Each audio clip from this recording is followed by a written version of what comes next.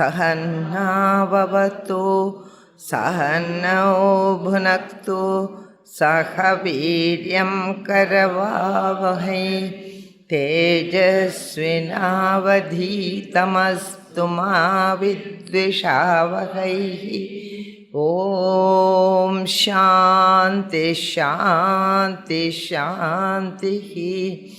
Yasya prasadadahameva Vishnuhu mayyeva sarvam parikalpidam cha itham vijanami sadatmarubam tasyang kripatmam pranadosmi nityam. So we will, as I told you, these 17, 18, 19 verses are very important. It is the the discussion about Dvaita and Advaita. Dvaita, Advaita, what can I say, analysis is given in these Dvaita versus Advaita. Is what is given in these three verses. And before we proceed, and I have taken 16, 17 and 18. Now I have to do. But before that, I will read the Bhashya, not exactly Bhashya, the Bhashya's Sara in that. They are very important. 17th verse. So siddhanta vyavastasu dvaidino nischida dridham parasparam viruddhyante tairayam na viruddhyate. That is the 17th verse. The dualists are firmly set in arranging their doctrines and they contradict one another. That is one advantage for the Vedantin. Vedantin, that is the advantage. Why? Because we are standing alone. We don't have anybody with us. The nearest, the other schools of thought come near to Vedanta is Sankhya. But even Sankhya is a dualistic stand. Why dualistic? Because Sankhyan say there are two realities, multiple realities.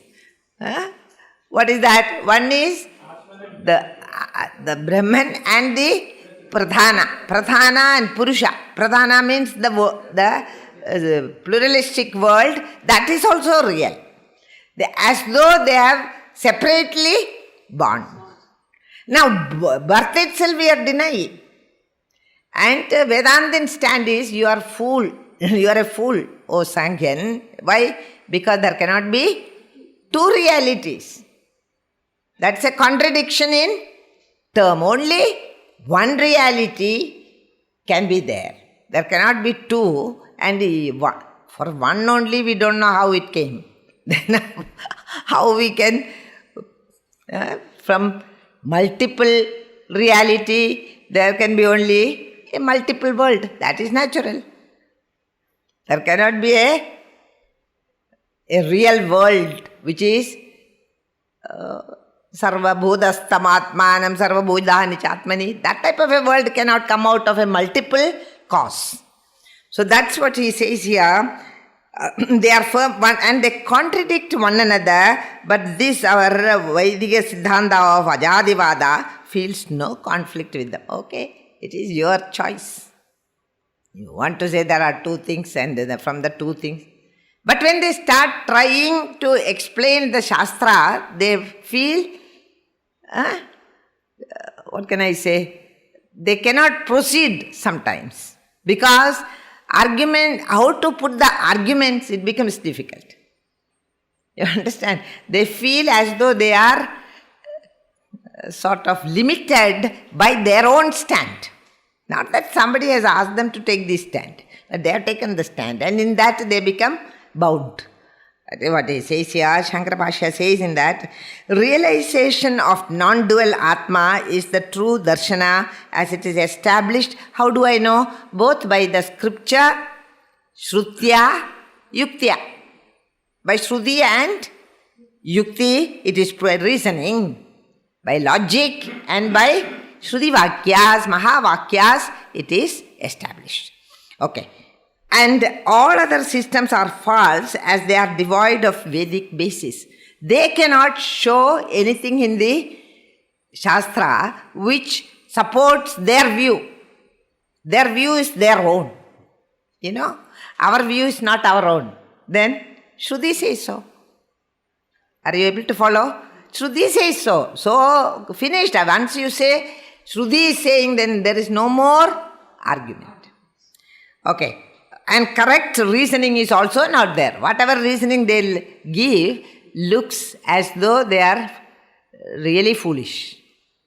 The reasoning is not really logical, and hence we cannot accept. Moreover, the views of dualists are false because they are tainted with the defects of inordinate attachment towards their own stance and hatred towards the others. Raga, Dvesham. Already I told you all this, but I am showing you how Bhashya says all these things. Raga Dveshas are there. Raga Dveshas means they are attached to their own viewpoint and they are intolerant of other people's viewpoint. And already we are told that Advaita is not a viewpoint, Advaita is a de facto reality. It is not a viewpoint. All other things are viewpoints. So, truth is not a viewpoint. Truth has to be, it can stand on its own leg. We cannot accept that. He says, inordinate attachment and hatred. These dualists are firmly fixed in laying down rules for setting forth their conclusions, and they follow the views of Kapila, Kannada, Buddha, Arhat, Jaina. All these Veda Bhashya and even Vedanti who are inside the Vedanta like Kannada and all that. Kapila is the founder of Sankhyan philosophy. Kannada only is Nayayikas, I think. Gautama? Nyayam only. Exactly. Okay. So, one of those Nyaya Vaisheshikas, we can call them. Nyaya Vaisheshikas. Because they are almost similar. Okay. So, the view of our school, Buddha, Arhat and etc. are all Veda Bhashya. They do not have anything to say. Veda has said it, and hence they say our great intellect is giving you this idea. Sopa Kapola Srishti. What are these views of the Buddhists and Jaina philosophers are so Kapolas Kalpidam. That is what in the, Dakshinamurti Stotra, Gurudev says, they are all creating their theories from their own Kapola. Kapola means brain. Is created by their own brains. The view of our school alone is ultimate reality. It cannot be otherwise. In this way, they are firmly attached to their views, and when they find any opposing view, they hate it. This attitude of the Dvaitins, that our view is the right view, we are the people who have to be heard by everybody. That type of a attitude they have. It cannot be otherwise. They say they are firmly attached to their views, and when they find any opposing view, they fight it tooth and nail. Okay. When they find they hate it. In this way, they are overcome by attachment and hatred on account of their partiality for their own school, and they mutually contradict one another. Our Vaidika conclusion, holding identity of all and egatva of Atma, finds no conflict. Okay, if you want to hold that view, go your path and find. It is a blind alley. Understand? You will not reach the truth. We are not opposed to you. Because whoever you be, we are that alone. We are all of you. In our understanding, the whole world is only one. So we cannot say the Kannadas we don't like or the Jainas we don't like. We cannot say. We don't have that type of intolerance towards other views. See how elaborately Bhashyakar has analyzed these verses, and that's why I thought it nice to read the commentary in this. For their school and the Siddhanti holding identity of all. What is our philosophy? Egam Advidiyam Brahma. And that is Sarva Vyapi. Nothing, no more. And hence whatever view you are holding, that is your own choice. And it is also in that one Adhishtanam. Which Adhishtanam? Brahman. From that one Adhishtanam only all these, I don't know, that is where you will find it difficult. From that one primordial silence only, all sounds are coming. If you really, when you are meditating, if you arrive at the silence, then you will see the next Om is coming from that silence and it is rising.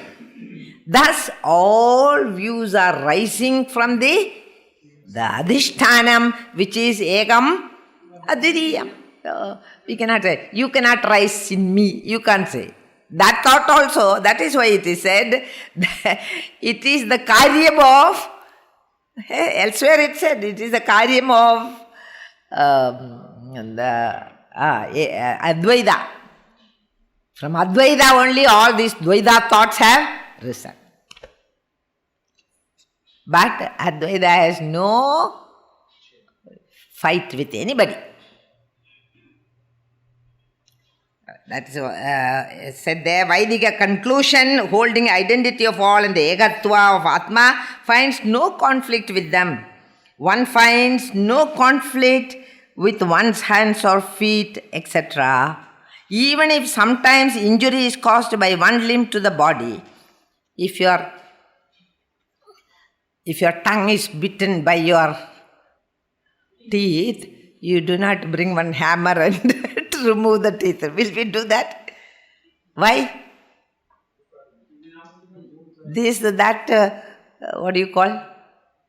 Teeth which are full of holes, that is also me alone. The tongue is also me alone. So I don't disturb anything.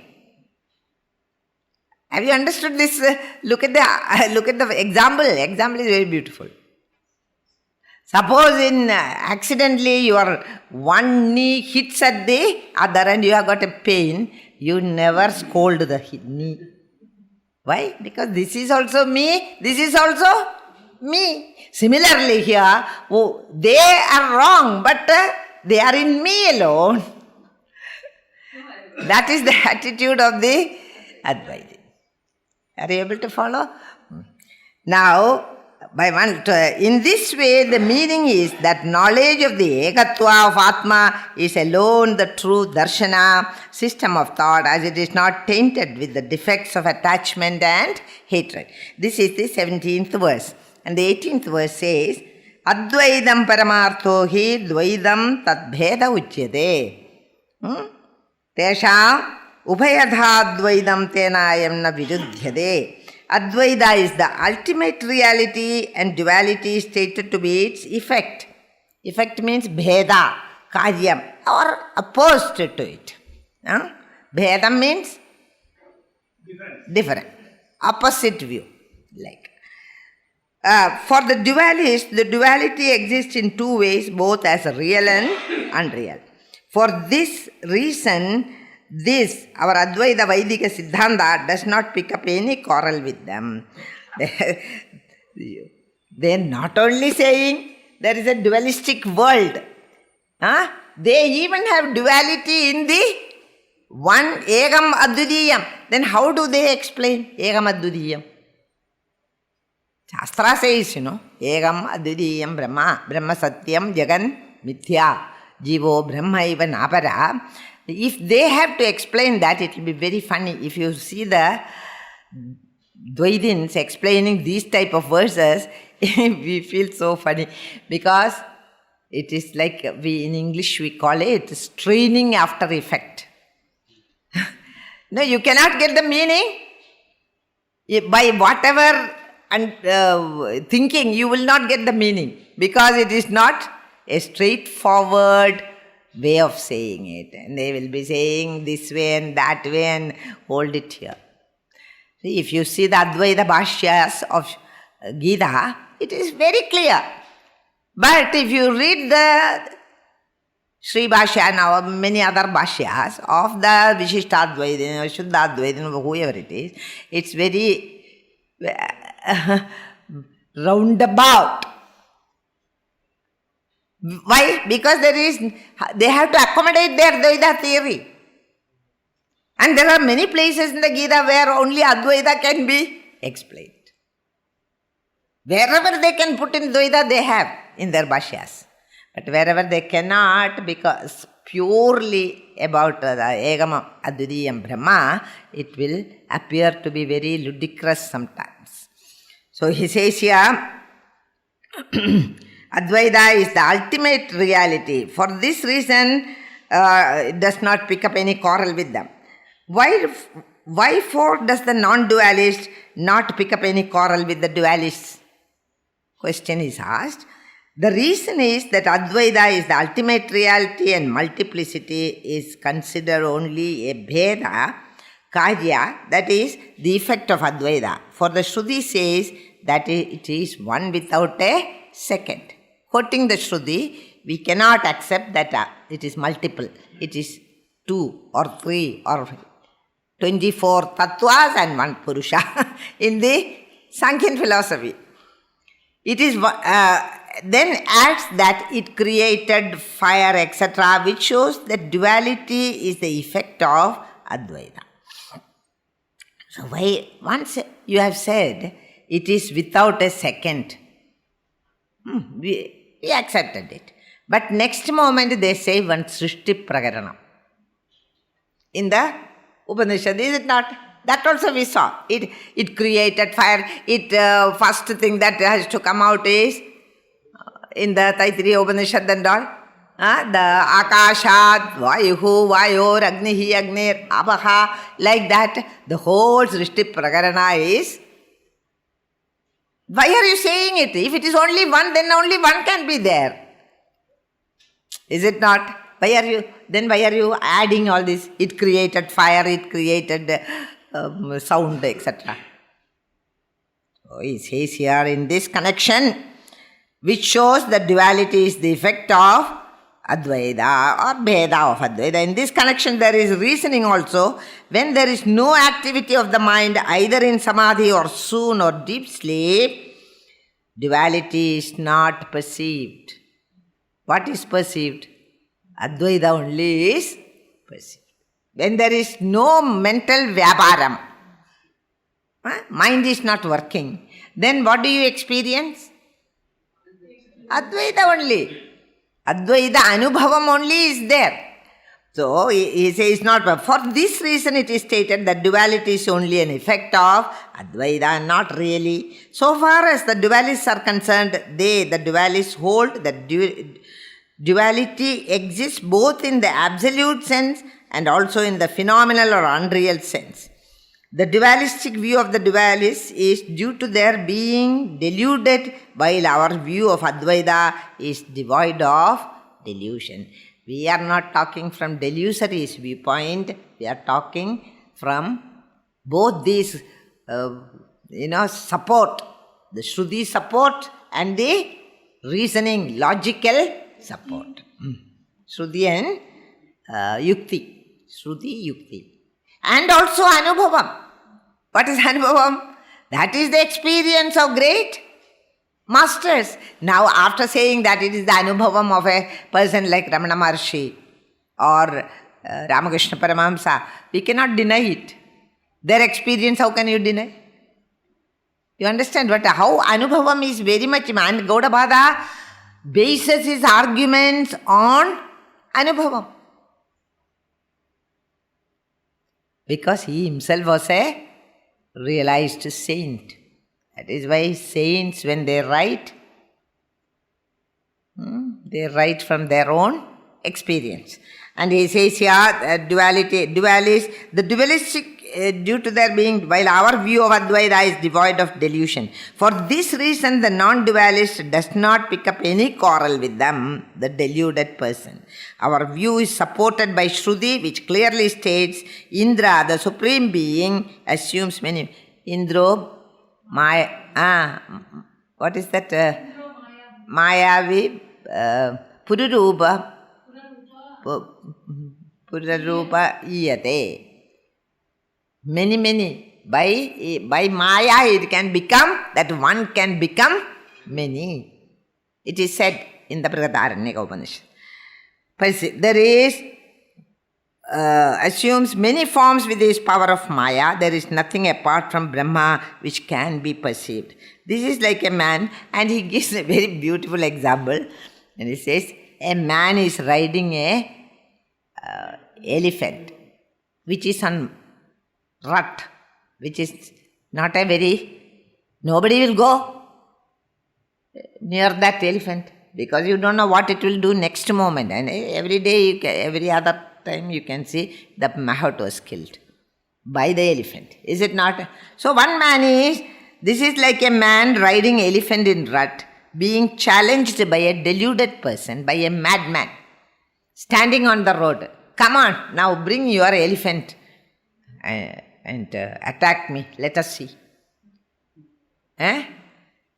Like that they say. That is due to delusion of madness. So, challenged by a deluded person standing on the ground. Even though the deluded person says, I am riding an elephant, I am also riding an elephant. He is not riding any elephant.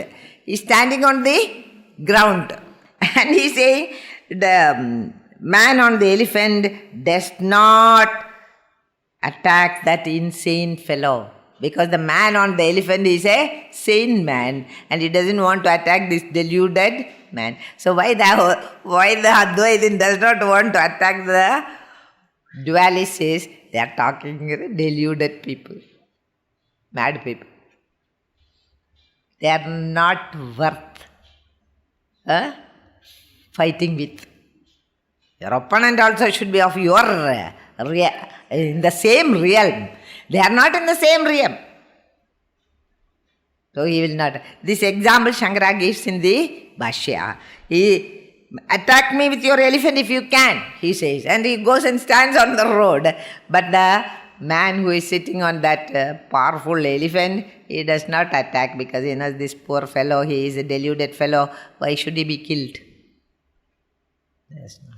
So also the dualists attack Advaita, but Advaita says, you don't exist so far as I am concerned. Even though, and ignores him. Sane man on the elephant does not attack the insane fellow and ignores him without entering into any dispute with him. As from the point of view of absolute reality, the knower of Brahma is the very Atma of the dualist. For this reason, the non-dualist does not enter into any conflict with them. Why should I enter? Because he is also me only. He is also the same Atma. Egatvat. Why the Vedantin is always more tolerant, more accommodative, is because of this wonderful idea. I am in everyone, every being. That's why we can tolerate all types of fellows. Even today, with all the communal troubles and that and this we had, India is the only country which can tolerate views of other people without becoming really physically violent. Only across the table you must fight, not. By and large, we are a gentle people, you must say that. Anybody who preaches a philosophy of hatred is not accepted by Advaita. Because oneness brings about love only. Now, suppose I feel one with you all, only love can be there. How can there be hatred? So, any philosophy of hatred will destroy a human being, destroy a nation. In the glorious history of India, there was never a chapter on hatred. There used to be internal, like family troubles. Always there will be some type of but never they bothered about the neighbor. Never we went to the neighboring country, attacked them. In 5,000 years of its written history, never we have attacked people. There was a broadness of mind which accommodated every view. Which other country, and our philosophy is truly religious philosophy, not anything else. In spite of it, 6 systems of philosophy was here and they never killed or tortured anybody. Okay. That is another view of looking at things. Charuvagas, no rebirth, no nothing. Okay. How does it affect us? If you want to hold that view, hold. Because their philosophy is, there is only once you pass this way in the world. So, eat, drink and be merry. What is this philosophy? In Greek it is called Epicurean philosophy. The Greeks have got this idea from us only. Charuvagas. Charuvagas, now all are Charuvagas. That is, majority of the world are Charuvagas.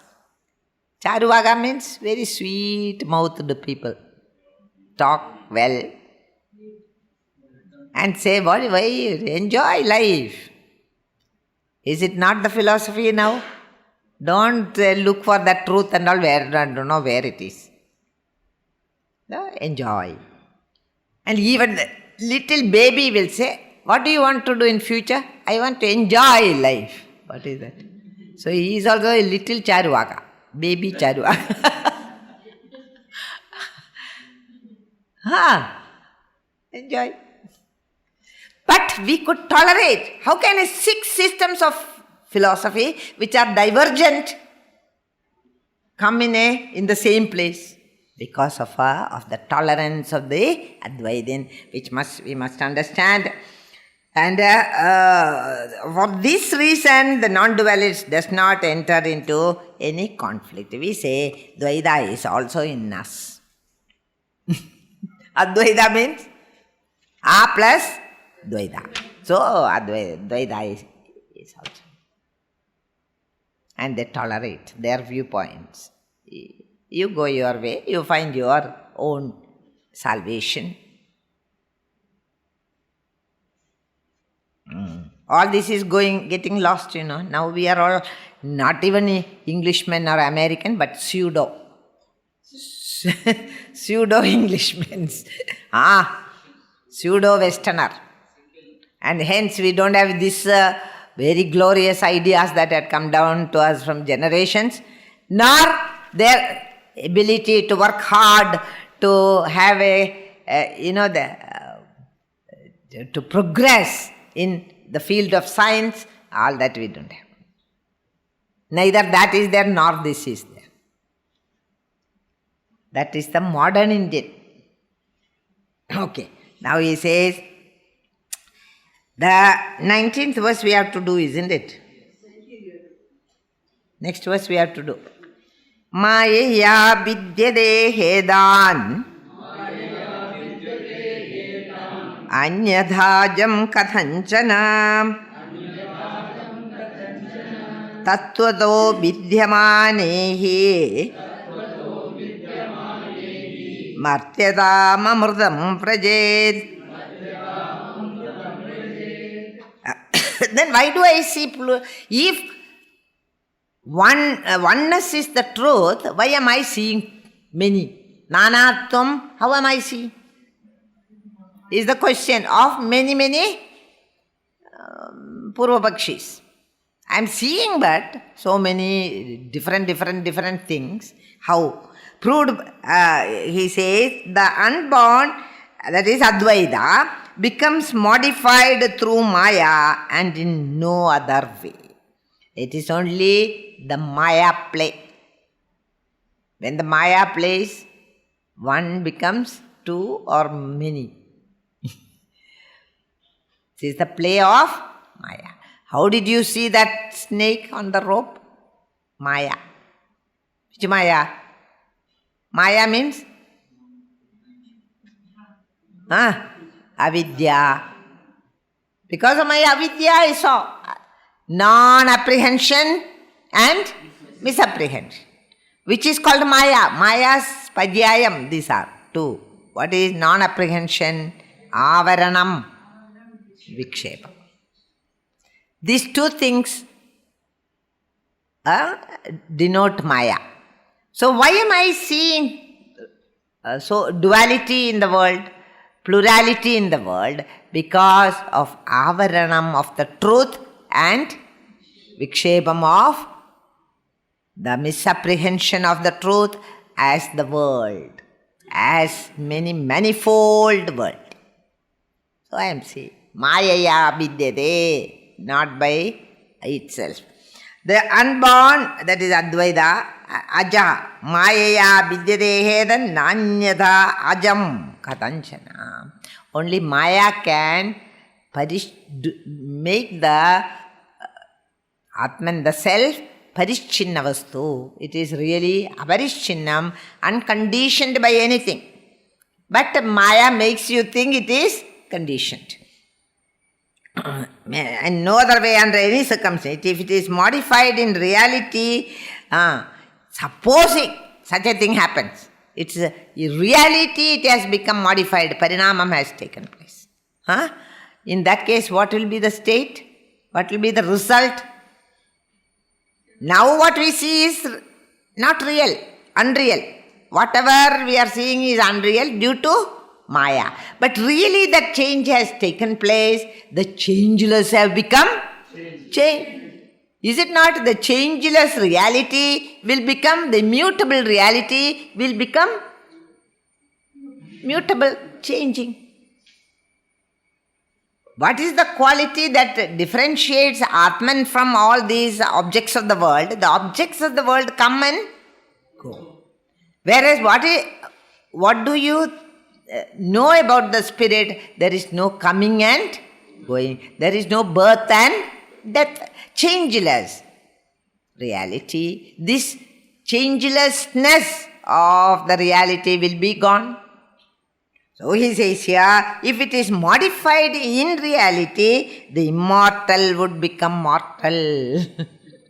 And change is what? Mortality. Change means it is death.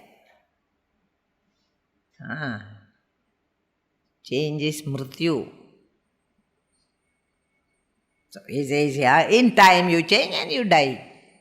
Our body becomes weak and we die. Change has happened. But the Atman never dies because it has never undergone any nirvikara Atma.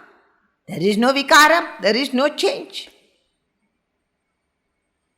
For the body there is vikaram.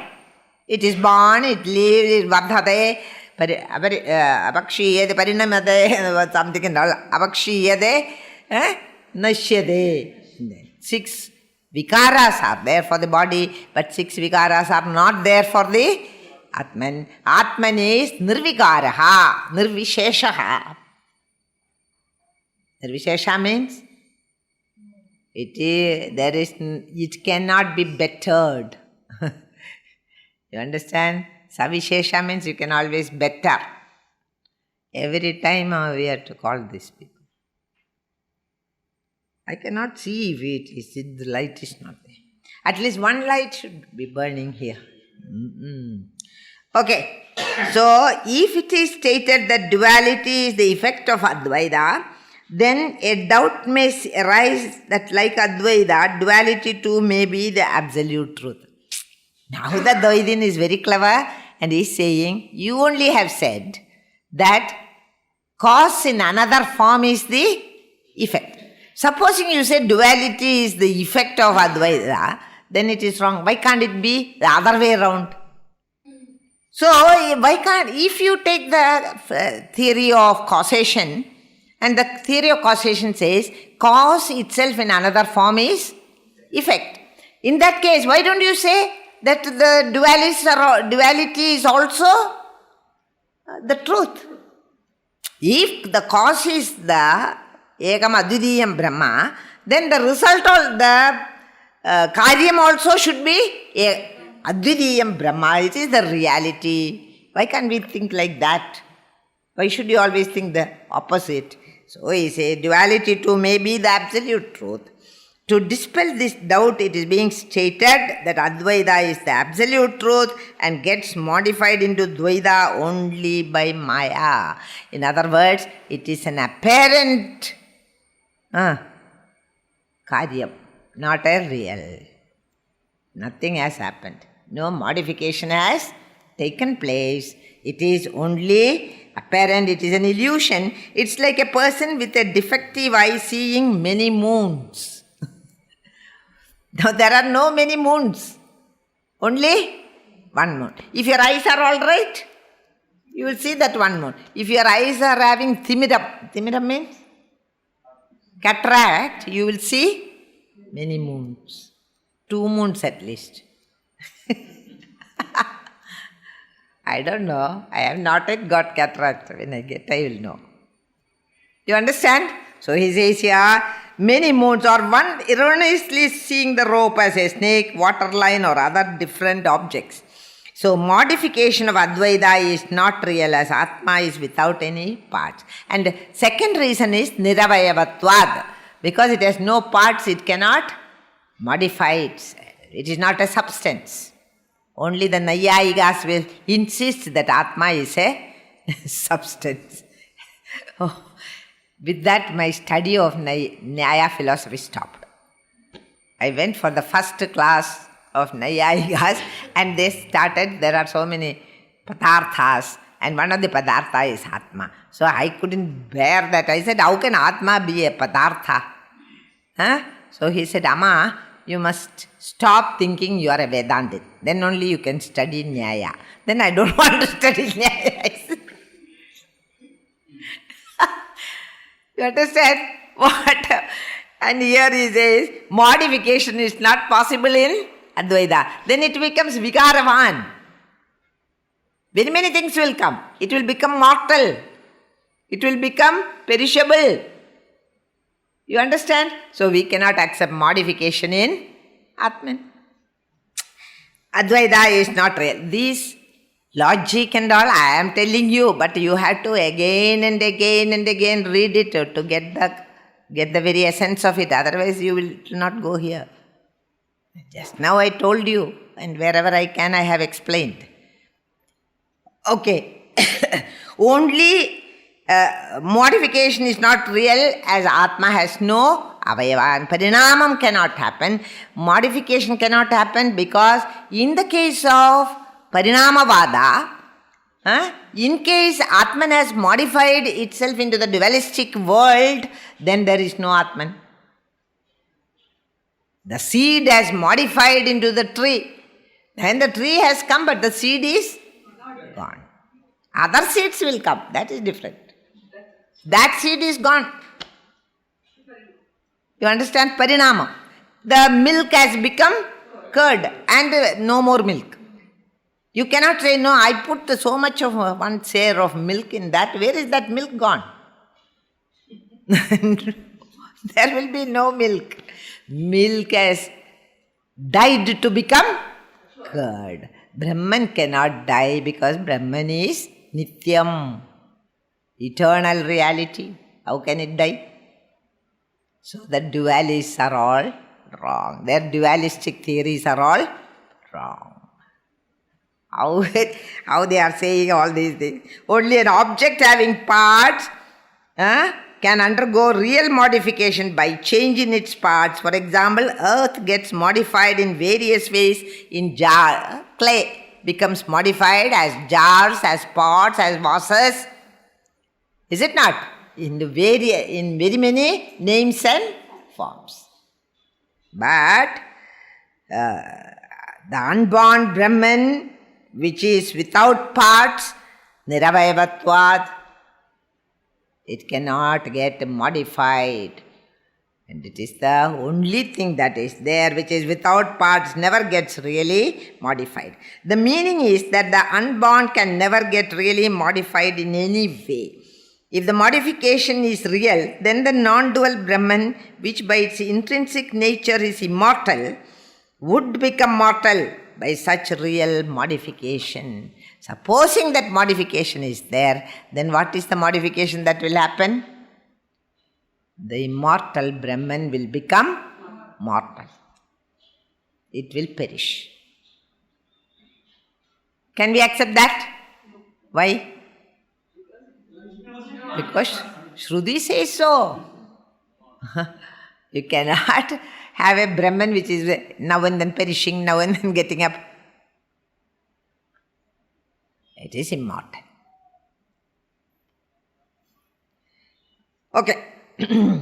Therefore, it cannot be really modified. The meaning is that unborn can never get really modified in any way. It will become, the immortal will become mortal by such real modification. It is like fire giving up its intrinsic nature of heat, adopting a cold nature, which is impossible. Suppose you say the fire has now modified to become what? Cold fire. When I was taking this portion somewhere, one boy said, no, there is cold fire also now.